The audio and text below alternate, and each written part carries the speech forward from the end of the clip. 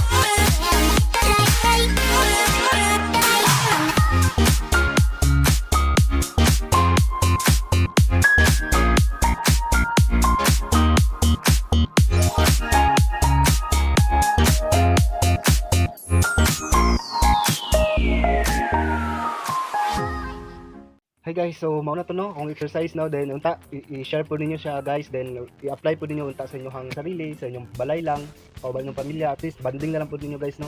So at least napawisan ta karon, so hopefully nakatuon mo guys sa akong mga abs workout, unta makatabang sa inyo para pawisan pud mo, dili mo mabot sa inyong balay sa ato ang ginahimo karon.